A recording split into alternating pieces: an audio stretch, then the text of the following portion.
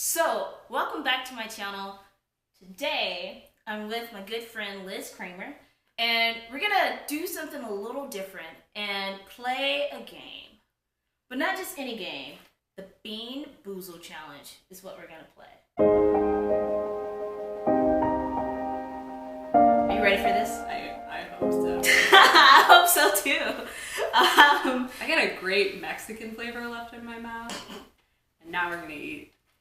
Oh my goodness. Bean Boozled. I'm not ready. I don't think I'm ready. There's a good flavor, a normal flavor, although some of these flavors are actually not that good, and a nasty flavor. So, for example, Tutti Frutti could also be stinky socks, or toothpaste could be berry blue. That one actually is a little concerning or moldy cheese or caramel corn.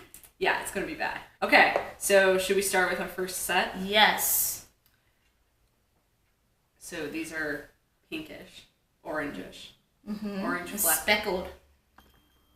What's the flavor? Peach or barf, maybe? All right. Ugh. Oh, it tastes like stale jelly bean. Mine tastes like cheese. Like old cheese. Okay, so maybe that's what moldy cheese tastes like stale jelly bean. I'll pass on that. Okay, let's try this one. So this one is either stinky socks or Tutti Frutti. I'm gonna go all in.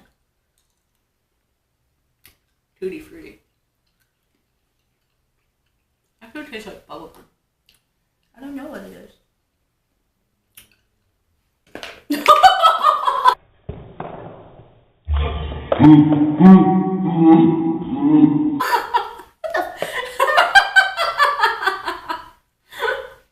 Delayed reaction. Oh, okay. Alright, well, why don't we try the next one and see if it'll wipe it out. So this could be coconut or baby wipes. Okay. You can't really go super bad there.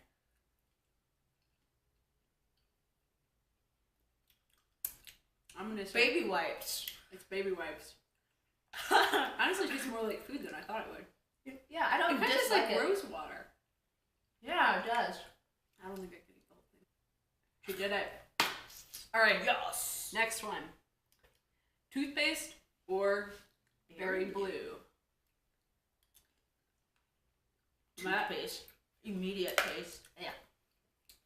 Yeah, it's definitely toothpaste. Actually, I may chew this just to get the cheesy smell out my mouth. Skunk spray. No. Can we be done? We did most of them. Why don't we talk about what it means to be a woman and like give up on something that you're doing? Oh, that's good. Yeah, it's a That's pretty good good. topic, right? Yes. Well, mostly I was thinking about that because I'm reading this book right now, which I brought with me. Okay, so I'm reading this book called Whistling Vivaldi by Claude M. Steele, and the subtitle is How Stereotypes Affect Us and What We Can Do. So it's about psychological study of stereotype threat, and especially how that exists in academia and in academic settings. One of the things that was really interesting for me in this book is that one of the places where I've sort of most had to define myself as a woman in my life was when I was in engineering school in undergrad, where I was one of 5 women in a class of 85. Oh my gosh. So one of the things that they talk about is the sort of, if you prime people to think about their othered identity before they do something where that identity has a negative stereotype. Engineering and women is a classic example because there's a negative stereotype that women are bad at math. Right. And so if you prime women and remind them, even high-performing women, if you prime them and remind them they are women before they do a math exam, they do very poorly on that exam. Oh, wow. And that's true for all sorts of stereotype threats. So what was really interesting is like, I did not know that stereotype threat existed when I was a student. But that's definitely an experience that I had of like, every time I walked in to take a test, I'd walk into a room where it was one of maybe 5 women every single time. So I'm consistently reminded of that experience. So even though I study in the ways, when I was in school, I studied in the ways that produced high performance results that they describe in this book, studying in groups, like reinforcing through teaching, like I did all of that stuff and I like did a lot more. I still would consistently do worse on tests. My experience was very similar.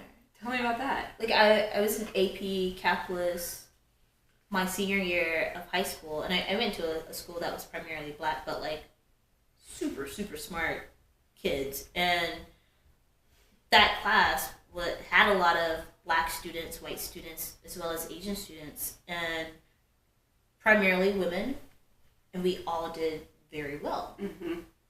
I started off college in both the art school and the business school and took basic calculus and like nearly flunked out and ended up dropping the business school because I was like, I suck at math, but never in my life before that had I ever sucked at math.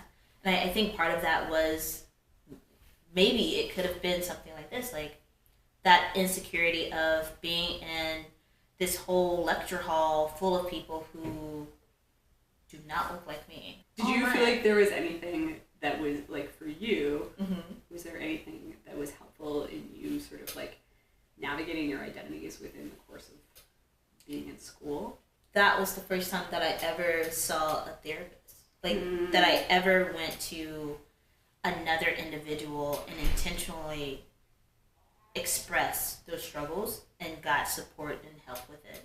And I think part of that was because we had 4 free like visits to the therapist on campus, but to then understand that I have test anxiety was something that it seems like it wouldn't help, but actually did help me learn how to cope with my own anxiety when I was in the moments of testing.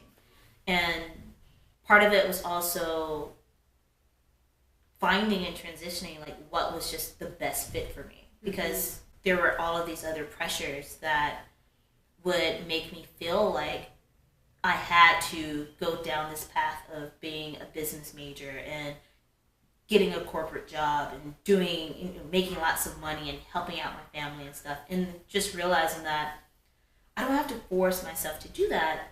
I can do something that I genuinely love and figure out ways to find that balance still. And I think that helped me just calm down. What you just said about like all of these different outside pressures and like knowing when it's time to say like I don't have to do this thing, like that to me is how we ended up with this conversation from the jelly beans. Yeah. Is because like I made the same sort of choice. Eventually I was like, well, I don't have to be an engineer. Like I don't want to be an engineer and I don't have to be an engineer, and so I'm not gonna do this anymore. What I'm very interested in is how you solve problems in a way that's driven by people's experiences. And I really think that the way that I do that now is much more human-centered and much more people-oriented, and much better at reading other people's emotions and other people's connections and like understanding sort of how the politics are working in a room or in a situation. That like that's a huge asset, and that's an asset that I can utilize to solve problems and like to move things forward in a way that, as someone in a highly technical field, that's like not as important of a skill. Oh man, that's really good to be at a place of figuring that out while at the same time recognizing that that other side was a part of that process of getting to this point, you know? Yeah. But one thing I've been working on the last couple of years is thinking about what it means to be busy, because I think for many people, especially women, it's very easy to just say like, oh, I'm busy. Like, how are you doing? Oh, busy. Like, how's your week been? Busy. And especially if you're in some work cultures, like I'm in a work culture where everyone is always busy all the time. Right. So like the default is just like busy. So someone said to me one time, which I think I really appreciated, was that busy just means that you are prioritizing things in a way that mean that your time is full. So that's a choice that you're consciously making to be busy. So I decided to eliminate the word busy from my descriptor of myself, which has pros and cons, which I'm happy to talk with people about. But I think that's really something to think about, is that every time you say you're busy, that means that you are choosing something over something else. So if you say, like if I were to say to D, like, no, I'm too busy to be in your women's series, like, you know, that's me making a choice. That's me making a choice about what my priorities are. And it's okay to make that choice, but just do that consciously and know that you're making that choice, know why you're doing it. That's a word. All right, so thank you guys, and thank you, Liz, so much for joining me for this video. We had a lot of fun and some good conversation that, like, just connected so well. I love it. As always, be sure to check out all the other videos in this series through the links below. The playlist link is down in the description. And stay tuned for more. Be sure to like it, subscribe to be the first ones to know about new videos, as well as share this with your friends. You know, I feel like social media, while it's fun, it's also a trap where we compare ourselves to others. People present the best of themselves, and You were recording that. Oh, good.